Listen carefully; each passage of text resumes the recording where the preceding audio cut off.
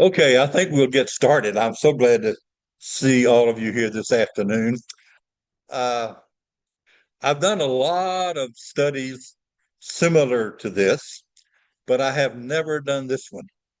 Uh, 3 or 4 years ago, a friend introduced me to a book entitled From Jesus to Christianity. From Jesus to Christianity.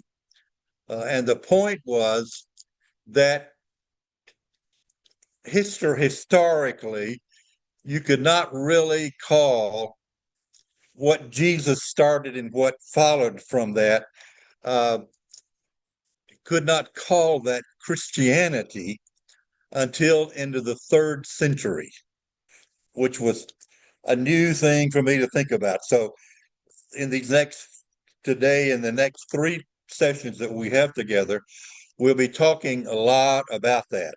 How what Jesus started, uh, that was cut short by the crucifixion, how it was carried on. That's what this is all about.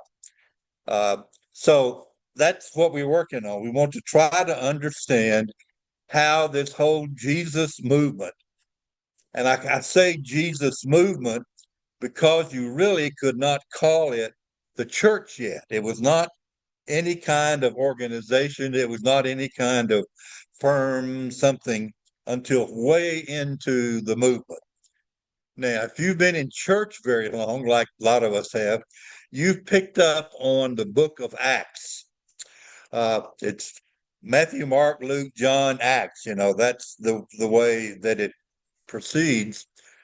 And for most of us, the book of Acts is the story of the development of the church and all that we had, you know. And frankly, uh, I went through 4 years of college and 3 years of seminary and 5 years of graduate school, and nobody ever really approached it like this. So we're kind of in an early stage of a very old story. That's kind of what we're doing here to understand. The come in, Helen, Mary. Uh, the right here.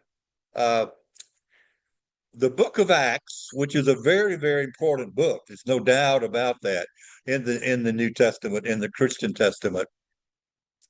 In my understanding now, after these years of study, the book of Acts is a shortcut. It is sort of shorthand for how the whole thing began, but nowhere near complete. If you are familiar at all with the book of Acts, you know that it starts out with Pentateuch. Suddenly the Spirit was coming into the upper room, and that was supposed to be the launch of the church. And that's the way Luke in the book of Acts tells it. Then along comes Stephen is martyred, and then Peter picks up, and then suddenly in the 10th chapter of Acts is the conversion of Paul, Pop. Paul then later, in other places says that he persecuted the church. And then along the way, he found that he had an experience with the risen Christ, a vision. Paul never did see Jesus face to face. He had a vision. This is Paul's own word. And the rest of the book of Acts is really a snapshot of the work of Paul.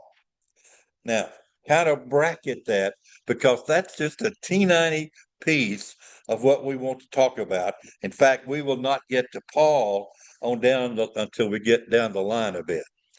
So, what we're trying to do is to understand historically, not theologically necessary, but historically, how this whole Jesus thing unfolded.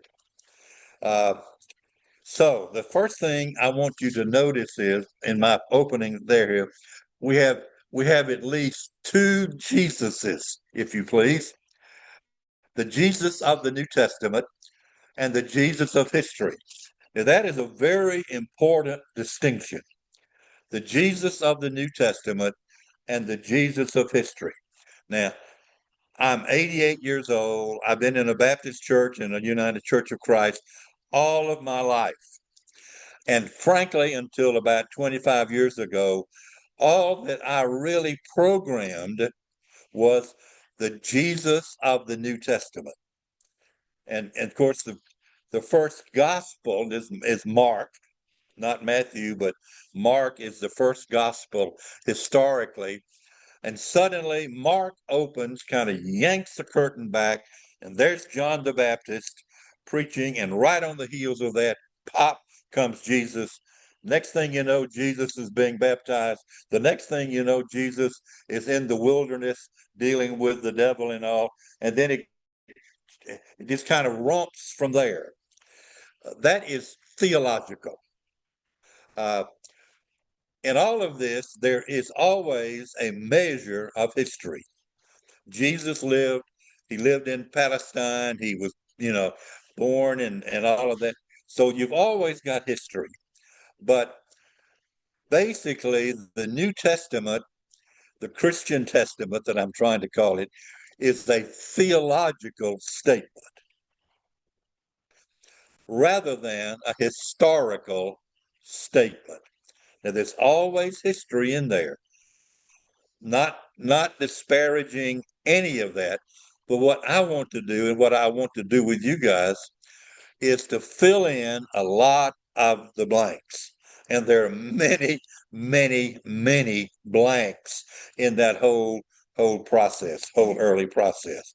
So what we want to do is to adopt less theology and more history.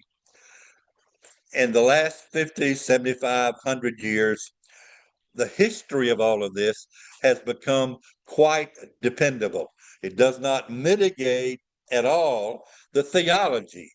No challenge to the New Testament. Uh, we're not bothering with that at all. But what we're trying to understand, one, first of all, is the New Testament, particularly the Gospels and Acts, are not interested in history. The Gospels and Acts want the world to understand Jesus as the Christ, and they want to understand Paul as the great missionary. Perfectly legitimate. Nobody is quarreling with that. But you, with your inquiring minds, and me with kind of an inveterate curiosity, want to understand more clearly what happened historically. Okay, so we have two Jesuses in my language here. We have the Jesus of the New Testament, which is Mark, Matthew, Luke, John, pop, pop, pop.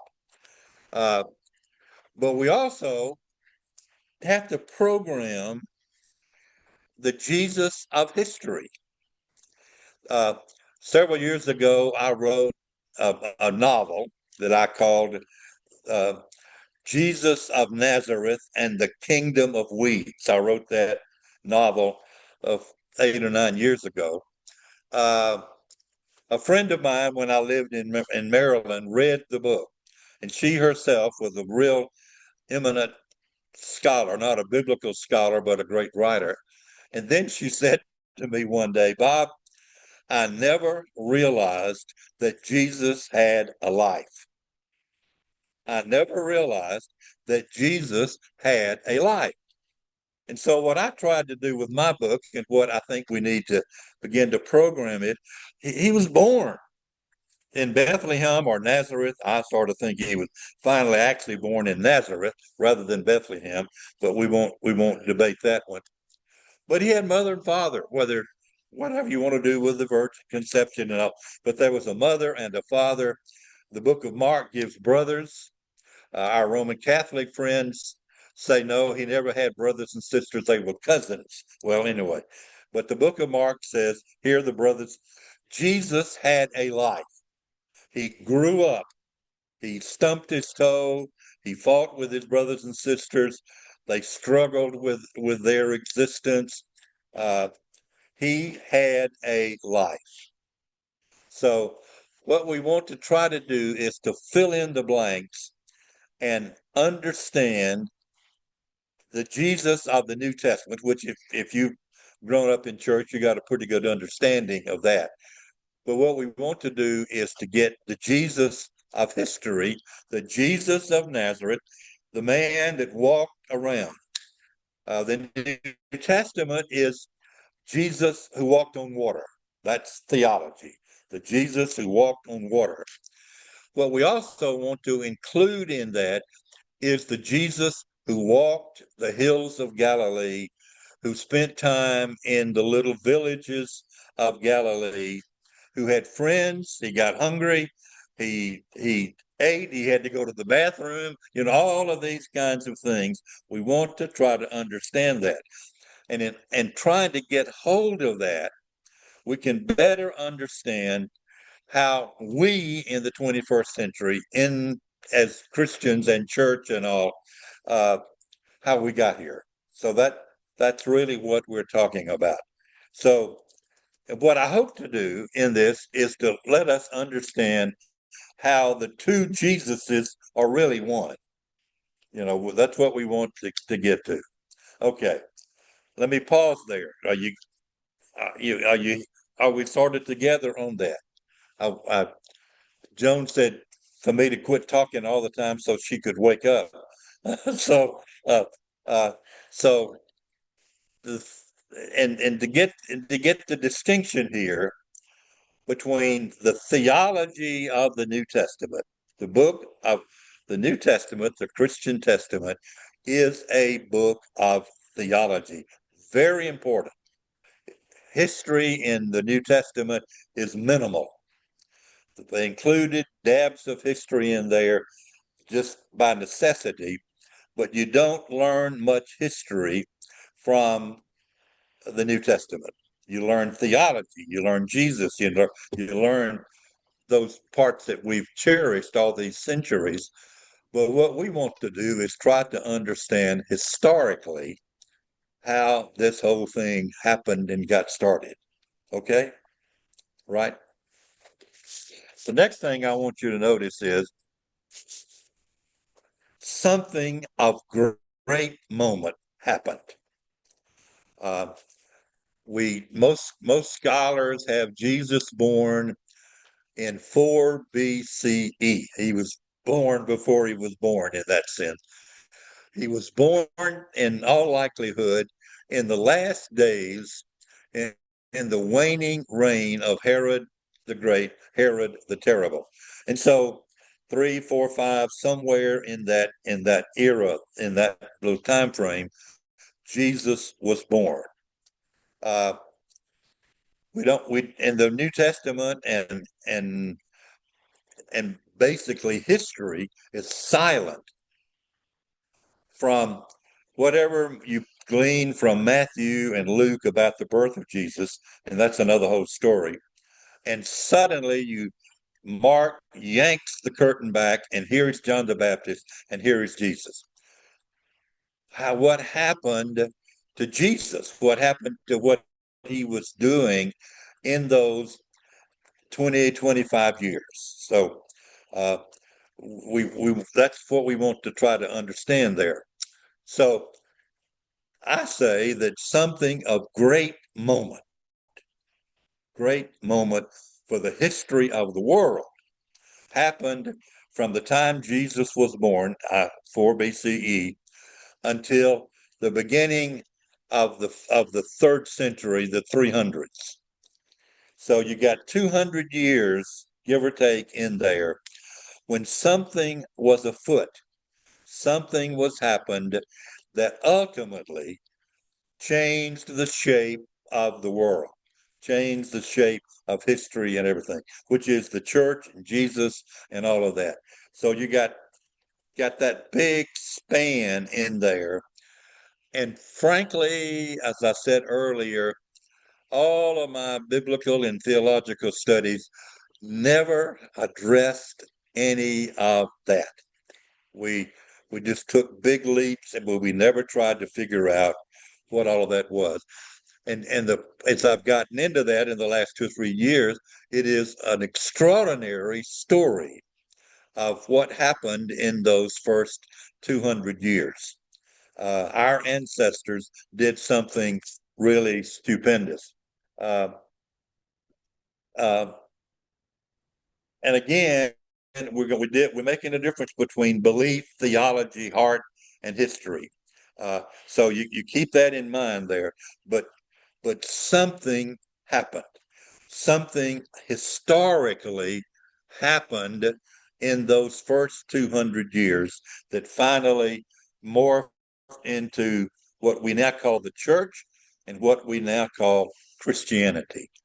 So you've got a big gap in there, and those in that 200 years or so in there, it's what we're trying to ferret out, what we're trying to discover and see.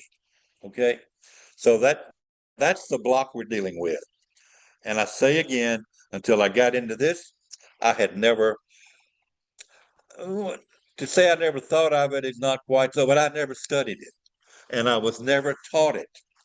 Uh, and so today, as we plunge into this in these next 3 weeks, as we try to do this, we are very much on the cutting edge of a brand new approach to our whole Jesus thing, to the whole church thing.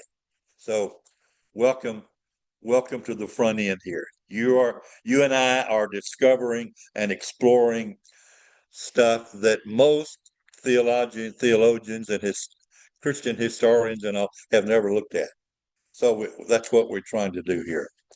So it is monumental what happened, and particularly when we get down to it and see how little it started with and how it could never have happened. I mean, it could not have made it. We'll be talking about, to the best of our ability, what that was. Yeah. Okay. You're right. Yeah, you did a question. Oh, okay. Okay. Um, Now, how did it move? I've got one statement here that you want to look at. The way of Jesus and his companions in living out their understanding of the kingdom of God validates the Jesus of history even more than words that have come to us in the Christian Testament. We'll be talking about this a whole lot. Particularly next time, we'll be exploring that. Jesus had, the New Testament says, 12 disciples. Whether he had 12 or 8 or 7, we don't really know. And we do know that he had some women. Mary Magdalene and others like that became followers of Jesus. Uh, we will look at this more closely next time. Jesus, Jesus of history, Jesus the man, spent his whole life of ever how long that was, probably not very long, in 8 or 10, 20, 50 villages in Galilee. He never he didn't go to Jerusalem, maybe but once. Uh, he went there for the Passover, and that's when he was crucified. We don't know that, but certainly he did not trot in and out of Jerusalem. There were two big cities in Galilee, a city called Sepphoris and a city called Tiberias. The city of Sepphoris in its time was only 4 or 5 miles from Nazareth, where Jesus grew up. Whether he was born in Bethlehem, we don't know, but he grew up in Nazareth, a little village in Galilee, 4 to 5 miles from a large city. Nothing in any of the New Testament writings mentions Sepphoris. It was not on Jesus's radar. I think that he went there. I think in my novel, his father was a tecton, which means that his father's family had lost the farm and he was a craftsman of some kind. And history makes Joseph a woodworker, a carpenter, a woodworker. And if he made things out of wood, Sepphoris would have been the market for it. The people in Nazareth didn't have any money. They couldn't have bought what Joseph made. he wanted to make and sell whatever he made, he had to go to Sepphoris.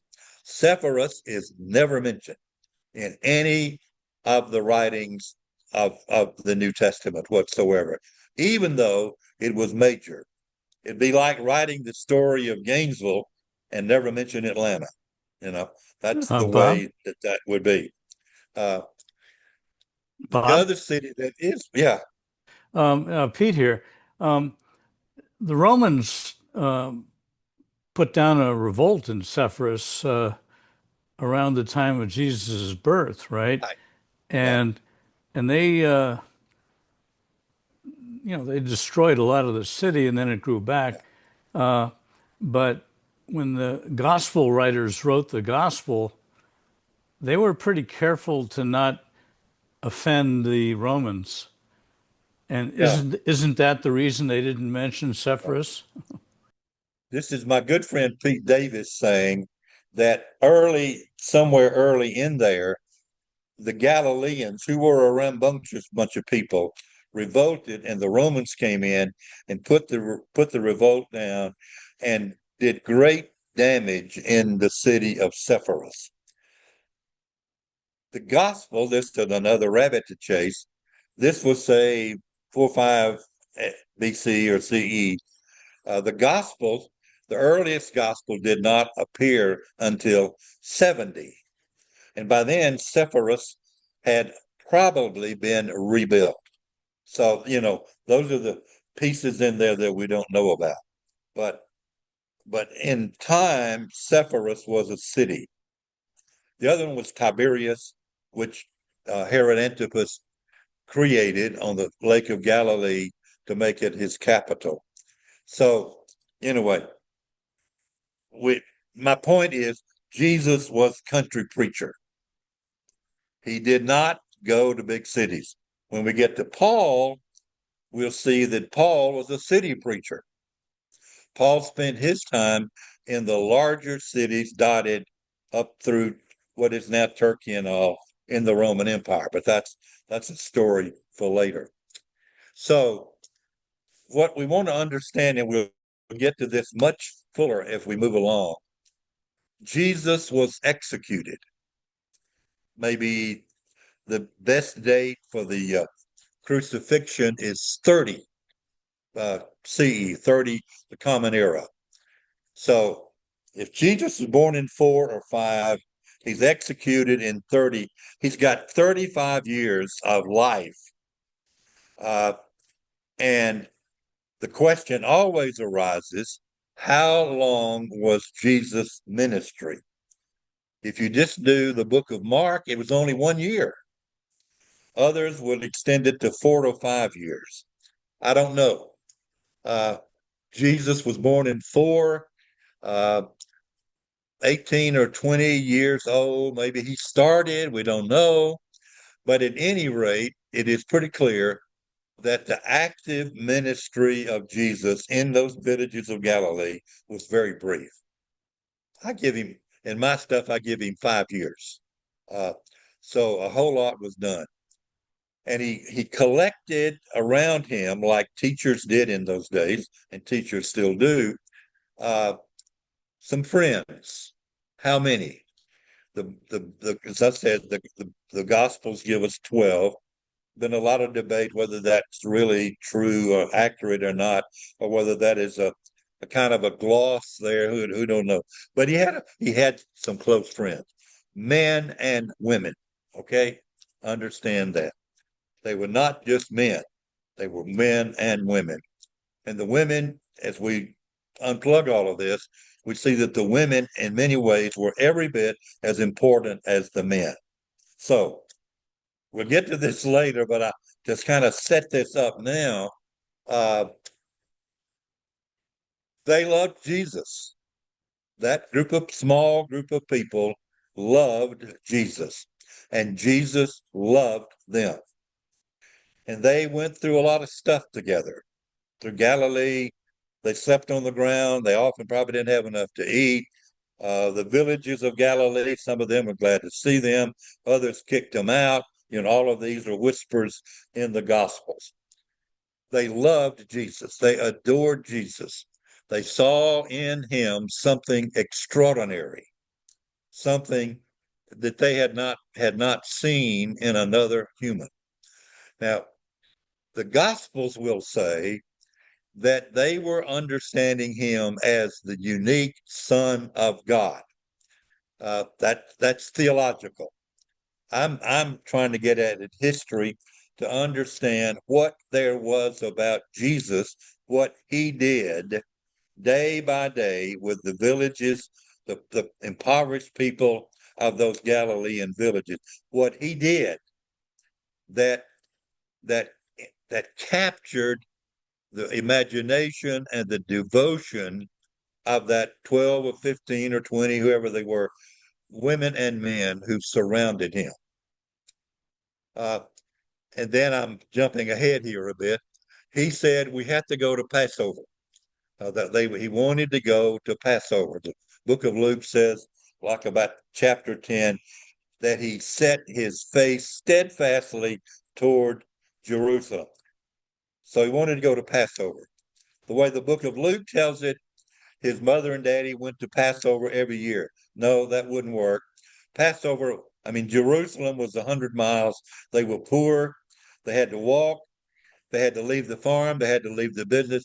So this may well have been the only time that Jesus went to Jerusalem, which would have been his last visit, last time in Jerusalem. So he went to Jerusalem. Uh, but, uh, you know, they went with him. They were excited. They stopped, I think, with friends and all. He met Nicodemus, according to the book of John, met Nicodemus along there. And in my way of thinking, Nicodemus becomes an important player after the crucifixion there. Nobody says that, but that's just my hunch. So, but they're all excited about going to, the story of the triumphal entry and all of like that. But suddenly, in ways that is not clear, Jesus is caught up in a conspiracy fomented in some way or the other by temple authorities and by the Roman army, and he's crucified. He's crucified. You can imagine your dearest friend, the one that you had staked your life on, the one that you had loved devotedly, the one that you had seen make a huge difference in the lives of the Galileans, period. Suddenly, that great friend is dead by crucifixion. So put yourself in that position. What they must have felt, what they felt. What do we do? The pictures, the men ran away, the women stayed. The Gospels are overlaid there with appearances, the theology of the appearances and all. But historically, you can imagine that 2 or 3 dozen people who were devoted to Jesus were absolutely devastated. They had had great hopes for what he was saying and what he was doing. Maybe they had come to understand or began to think of him as the unique Son of God who was going to restore Israel to previous glory. We don't know all of that. Those are all hints in the Gospels. But humanly, they were devastated. What do we do now? Do we just die? Do we just fold our wings? Do we just mourn? Uh, the very strong supposition is, and we'll talk about this later, and this is me, this is my imagination. They grieved. The men went back to Galilee, and they scattered. But somebody in there, I like to think it was Mary Magdalene, but one of those people that was in that mix, or a few of the people in that mix, in working through their grief, they began to think again what Jesus had been doing in those Galilean villages. Now, the New Testament shows him doing miracles, walking on water, feeding the 5,000. Those are debatable. I think that's more theology than history. But what they did see Jesus doing was loving people, touching people. He was some kind of healer. We don't know what that was, but I'm persuaded that he was some kind of healer. They saw this man, this human being who who loved them and loved these people of the Galilean villages. He was worried about food, he was worried about health, he was worried about all of that stuff and injected himself in it. So along the way, if he died in 30, if the execution was in 30 CE, I like to think within a year or so, somebody like folks in this room today, somebody began to reflect on what Jesus did. Uh, and they, in ways that we can only imagine, decided we are not going to let this whole thing drop. We are going to keep going with what Jesus did. And that is a key, the thing that we'll be looking at later.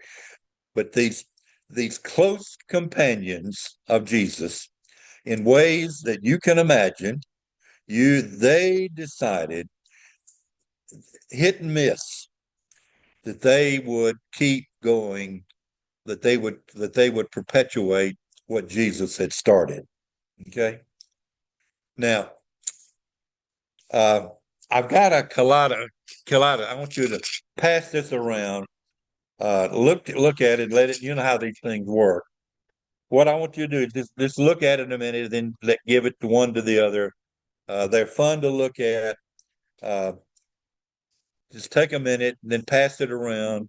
Uh, when I first got that thing, I looked at it in my right eye, and I realized that my right eye is colorblind. So all I could see was the little movements in there.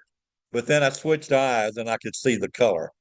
So while we're passing that around, and you've all looked in these little gadgets before, uh, the scholars that I respect a whole lot say, looking at that kaleidoscope and all the bits and pieces is to get a feeling for the way these early Jesus groups were forming, just all mixed up, just just just scattered and pieces and and so you kind of, if you read the New Testament and only the New Testament, you get the idea that suddenly everything was moving along fine. With a second reading of Paul lets you know that's not so, that they were up, they had all kind of arguments and debate, yep, uh, going on. So there was anything but unified, but there were bits and pieces. And what we want to do in these next 3 weeks is to get a better understanding of the bits and pieces of all that. So that's how fragmented it was. There was no unity, no uniform. We'll get into this, all kinds of issues and reasons and so forth that these Jesus groups were collecting. But they began to collect. We'll look at that more closely next time. Uh, the other piece that I want us to really consider here, that the New Testament is practically silent on, is the importance of the Roman Empire. Uh, I like to think of these opening 200 years as one big drama, one big story. Uh, and sometimes you watch a movie on TV and you see what's on the movie, what the movie is, but there's a panorama or a diorama or something playing in the background. Uh, so here we have the Jesus thing happening, all kinds of other things happening also. But the backdrop, the documentary backdrop, is the Roman Empire. The New Testament hardly gives us any notion of the Roman Empire. I think that absence speaks to the fact, partly at least, that the gospel writers did not want to get tangled up with the Romans. The Romans occupied Palestine, Judea, Judah brutally, brutally. Uh, any a corporal, a corporal in the Roman army could convict you to be crucified. No trial, no due process, nothing. Sammy runs afoul of Corporal Justinian over here, and Justinian, the next thing Sammy knows, he's on a cross. They were brutal. Uh, they also did big stuff. The Roman Empire, we've studied the Pax Romana, the Roman peace. They built roads, they built aqueducts, they did those kinds of big things. They rid for a long time, the Mediterranean of the pirates. The strong man did big stuff, but the strong man had no regard at all for the little man. So I think that the gospel writers did not mention that much because they didn't want to get in trouble with the Romans. They could put up with the aggravation of the temple authorities because they were Jews primarily. But the Romans did not fool with anybody, not just in Palestine, but all around. Roman Empire in the time of Jesus owned the whole Mediterranean basin. I gave you a map here. You see the Mediterranean Sea here in the middle. Means the Middle Sea. Everything around that whole Mediterranean Sea, from Spain, Gaul, Britain, all the way around through Egypt, way over into the coast, the southern coast of the Mediterranean. In Jesus' time, Rome owned, managed, brutalized all of that. So it was a huge empire. Uh, and they maintained it with brute force. Brute force. Uh, so the Roman Empire is the backdrop of everything that was going on with Jesus. And as we get into it, we'll see how Roman policies were affecting particularly the poorest of the people of Galilee. And the poorest of the people of Galilee were the ones that Jesus spent his time with. So the Roman Empire, big deal, big, powerful Roman Empire. Next time we'll look at how some of that happened along the way. Uh, the Now, I list some presuppositions here. One is somebody quotes Stephen Hawking, the great late physicist and all, of saying anytime you deal with a big picture like this, you have to maintain radical humility. We are saying this to the best of our understanding on July the 10th, 2025. I'm always uncomfortable with anybody who says this is what it is. Too many preachers say this is what it is. Too many politicians say this is what it is. And they enforce it in all kinds of ways. No, all of this stuff is a moving target. Scholarship evolves, scholarship builds on history, builds on one level of it another. But so we're doing our very best here. I'm doing my best to share with you what I think is the latest, most reliable scholarship to understand how this happened.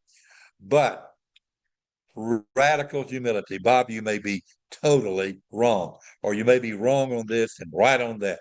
So I'm always careful.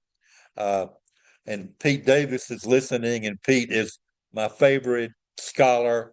And he and I have interacted on this for 10 years now, and to my benefit, Uh, you constantly are changing your mind as new information emerges. So radical humility.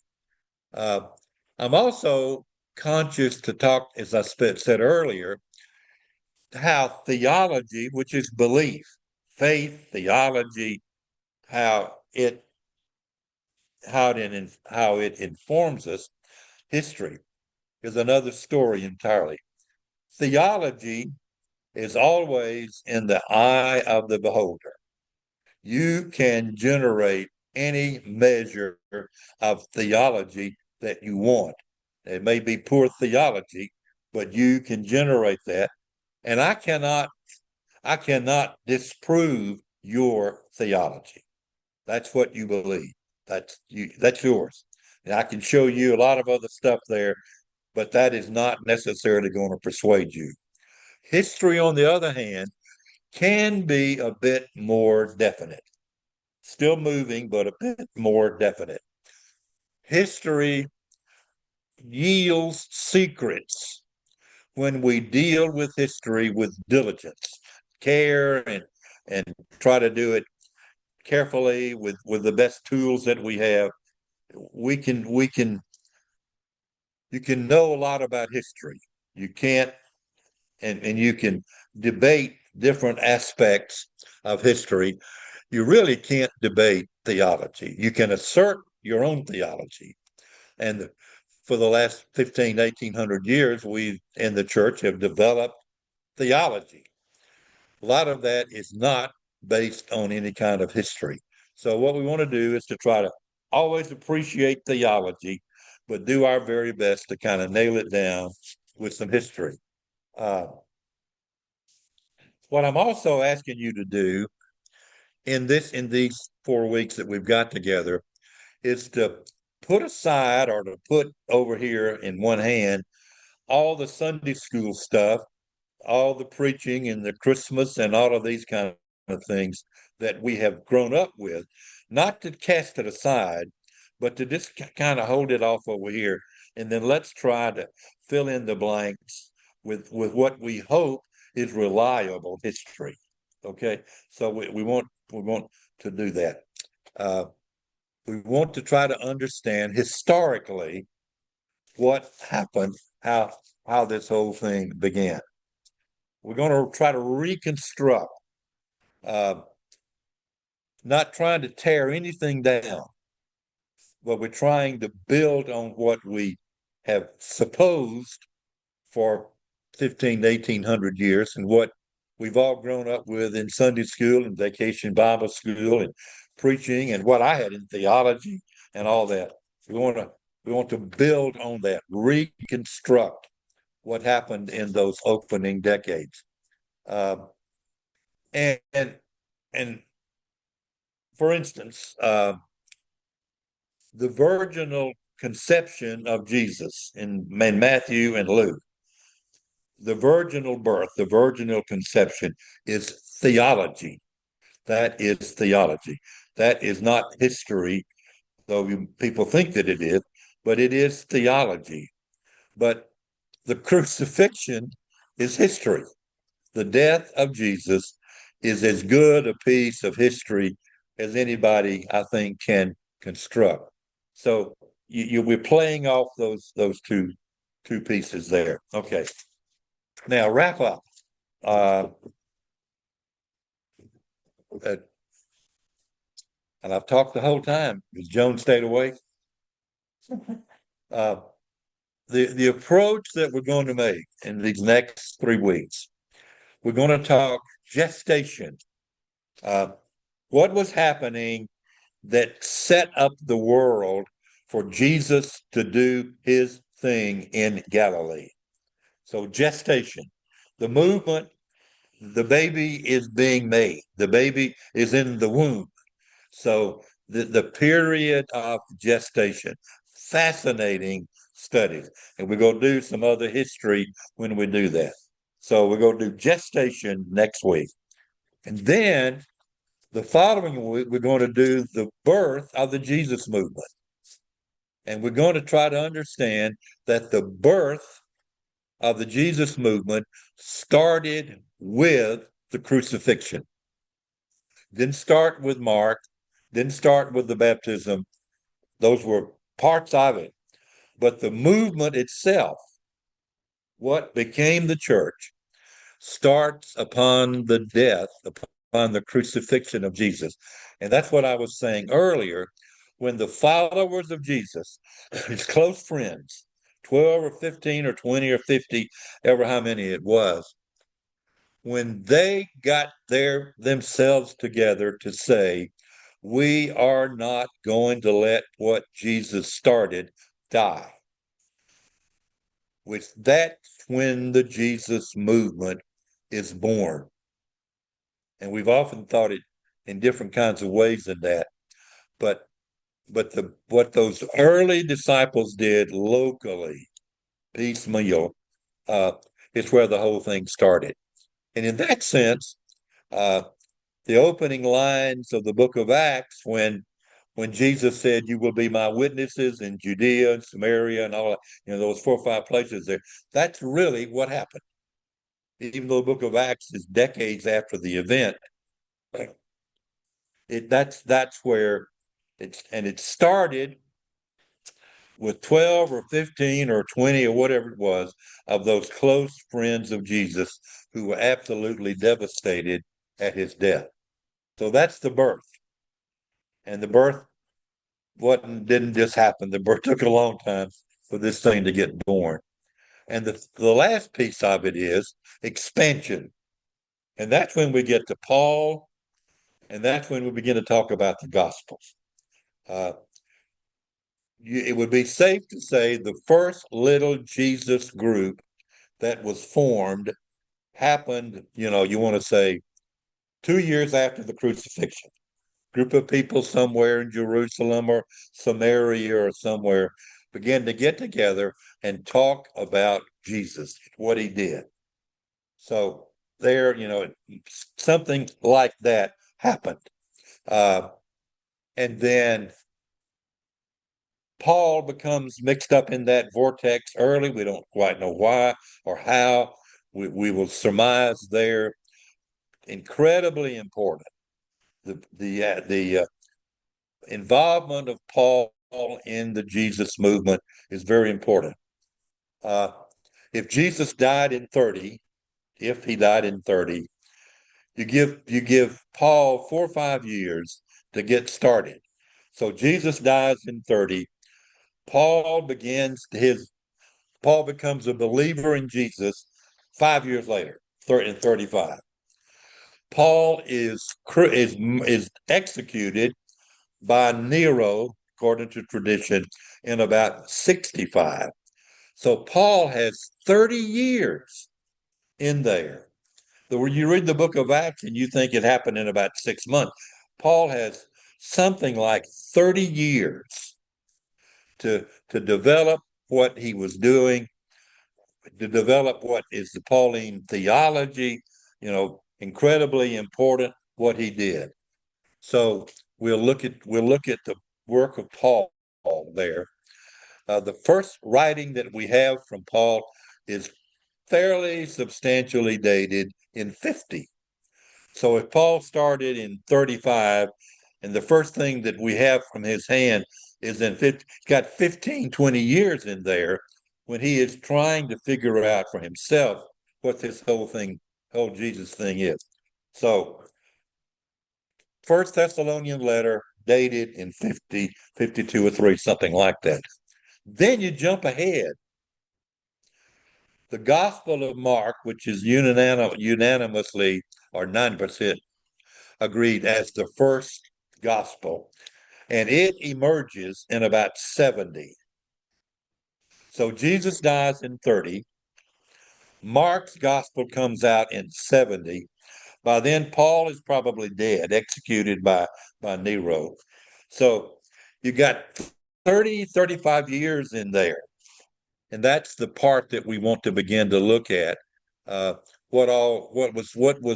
was happening there. And by then, by the time Mark writes in 70, the Jesus movement was getting a pretty good foothold. in various parts of the Roman Empire, we think, we surmise. So we get started. That's where we start. And next week, if you can wait until next week, breathlessly wait until next week, we'll talk about gestation, how the world, if you please, got set up for Jesus. Fascinating, absolutely fascinating story. We'll deal with some history of Judea and all of that. We'll talk about how the Romans became involved. We'll surmise how Jesus got started, what he saw, what was happening that launched his ministry in the Galilean villages. Okay. What do you say? It's possible that a woman was at the Last Supper, and would it? I thought indubitably, women were there. Mary Magdalene, the mother of Jesus, these other women who were within the next day, they were at the cross, according to the Gospels. Something going on PBS. It's it's a special on Da Vinci and Michelangelo and Raphael. Right, okay. And it throws itself back to Christianity and this sort of thing. Of course, Da Vinci painted the last. Right there, yeah. Yeah. Every time I see that painting and you see a woman in there, there's been all this debate. Right, yeah, yeah. And of course, that could be history. Yeah. So I've always thought that one of them must have been. Well, the figure of John or one of those could be a woman. When you bring that up, yeah, yes. What? Well, right. Somebody had to serve. Right, right. Yeah, well, and that's what women are made for, is to serve. No, no. You throw the orange, you throw the tomato at me on that one. No, no. Many parts of the Passover dinner that Yeah. men wouldn't have been there to do all of that. Right. When Jesus, it's in the Gospels, I'd have to look it up again. When Jesus goes to Magdala, Mary Magdalene's town, Mary tells him clearly, it's in the Gospels, I'm going with you from here on. I'm going with you. And for Mary to get to go, she had to have a companion. A woman certainly could not do that by herself. So yeah, women were involved from the very beginning. And in time, what we see in the 200 years, as the church became dominated by men who called themselves bishops and priests and church fathers and all, they began to decide that women did not have a place. But we know now from a lot of study, all kinds of fascinating study, that women were very involved in those opening years, visibly involved. Priests, there's a mosaic in somebody's museum that shows a woman serving communion, serving the Eucharist. So women were involved from the very beginning. The men, the priests, the Catholic Church, and now, unfortunately, my Southern Baptist former place suppresses women, but women have always been involved and been wonderful. The people that meant the most to me as a kid were women. Miss Ethel Jones and Miss Sparks and these people like that were incredibly important to me as a kid growing up. Okay? Right. We're together. Questions, comments? Anyway, thank you all very much. We'll do it next week. We'll pick up the birth of Christianity next week. Okay? Thank you very much. Okay, good.